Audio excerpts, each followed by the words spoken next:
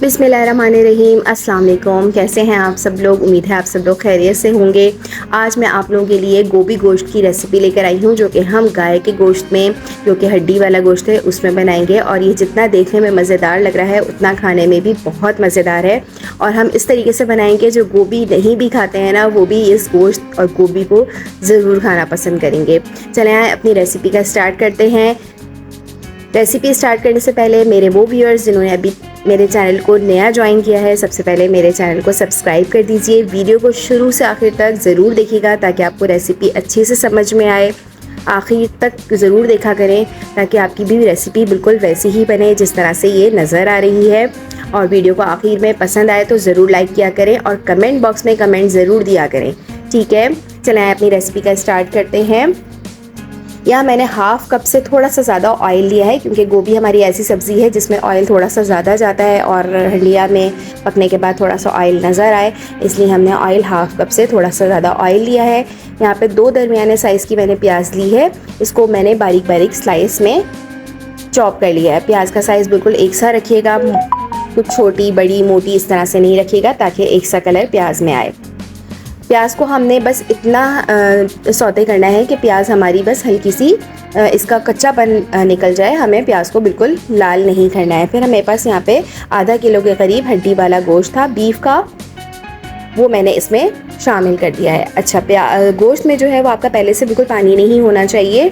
Defrost गोश्त हो, freezer से निकला भी ना हो। आप ये गोश्त जो है वो प्याज और ऑयल के साथ अच्छी तरह से भून लीजिए। गोश्त अपना अच्छा खासा पानी जो है वो रिलीज़ करेगा। जितना भी पानी होगा आपने सबसे पहले इस पानी को सुखाना है। अगर आप ये पानी नहीं सुखाएंगे तो आपकी गोश्त में जो है वो एक घुमक सी, एक खीक सी रह जाती है, जो कि खाने में अच्छी नहीं लगती है।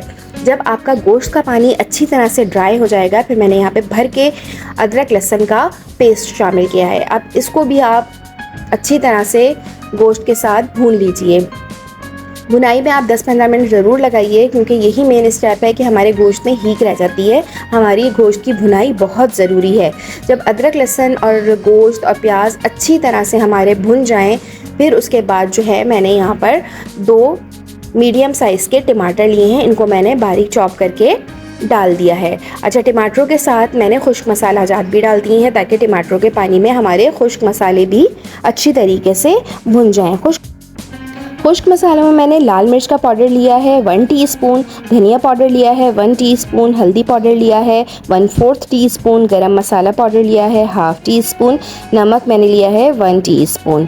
इन सब खुश्क मसालों को भी आप टमाटर और गोश्त में शामिल करके अच्छी तरह से इसकी भुनाई कर लीजिए। जैसे जैसे टमाटर अपना पानी रिलीज़ करेंगे, हमारे मसाले भी भुनते जाएंगे और हमारे टमाटर भी घुल जाएंगे और गल जाएंगे। अच्छी तरह से भुनाई बहुत ज़रूरी है, क्योंकि यही स्टेप है। अगर हम इस वक्त भुनाई नहीं करेंगे तो गोश्त में जो एक ख़ास स्मेल रह जाती है वो कि हमारी पूरी हंडिया को ख़राब कर देगी और फिर हमें गोभी का वो टेस्ट नहीं मिलेगा जो हमें मिलना चाहिए। लिहाजा आप लोग भुनाई करते हुए बिल्कुल भी जल्दी नहीं कीजिएगा, तसल्ली से इसकी भुनाई कीजिएगा अच्छी तरीके से, ठीक है। जब हमारा अच्छी तरह से गोश्त भुन जाएगा, आप देखेंगे कि तेल अलग हो गया है और गोश्त अच्छी तरीके से भुन गया है। बहुत ज़बरदस्ती स्मेल आती है।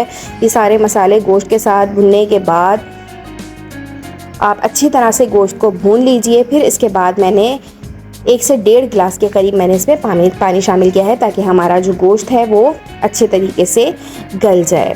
फिर मैंने इसको ढक के 1.25 घंटे के लिए छोड़ दिया है ताकि गोश्त अच्छी तरह से मसालों में टेंडर भी हो जाए और गल भी जाए। ये देखिए 1.25 घंटे हो चुके हैं, हमारा गोश्त बहुत अच्छे से 90% के करीब जो है वो गल भी चुका है, तेल भी अलग हो चुका है।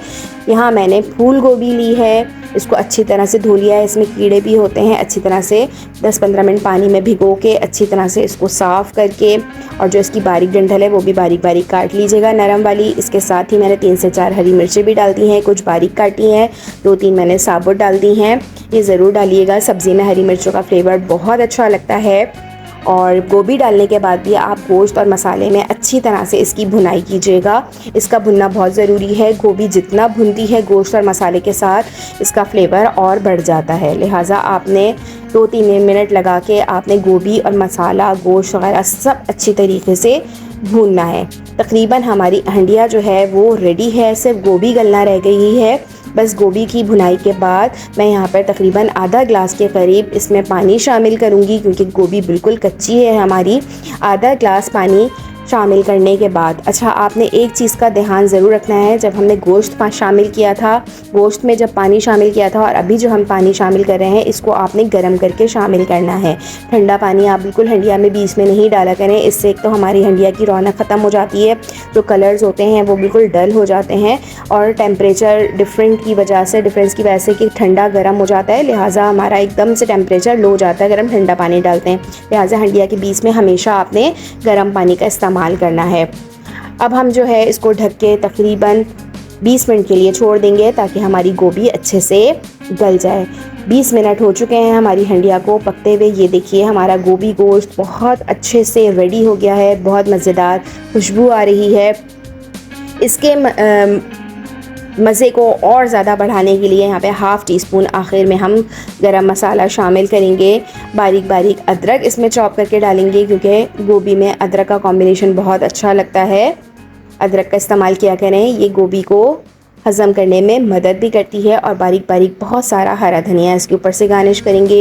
ये देखिए हमारा गोभी गोश्त का सालन बहुत मज़े का रेडी है। आप लोग इस तरीके से बनाइएगा, बहुत मज़े का बनता है। और मैं ये गारंटी देती हूँ जो लोग हमारे गोभी नहीं खाते वो भी गोभी बहुत शौक़ से खाएँगे। इसमें गोभी की जो ख़ास स्मेल होती है वो बिल्कुल भी नहीं है। बहुत मज़े का ये गोभी गोश्त रेडी हुआ है। उम्मीद है आप लोगों को ये रेसिपी अच्छी लगी है। मेरे वो व्यूअर्स जिन्होंने अभी तक मेरे चैनल को सब्सक्राइब नहीं किया, जल्दी से सब्सक्राइब कर दीजिए। वीडियो फुल वॉच की है तो लाइक भी ज़रूर कीजिए। कमेंट बॉक्स में एक प्यारा सा कमेंट ज़रूर लिखिएगा कि आपको गोभी गोश्त कैसा लगा है। अपना बहुत ख्याल रखिएगा। मिलते हैं न्यू वीडियो में न्यू रेसिपी के साथ। मुझे और मेरे चैनल KVF कुकिंग को अपनी दुआ में ज़रूर शामिल कीजिएगा। अल्लाह हाफिज़।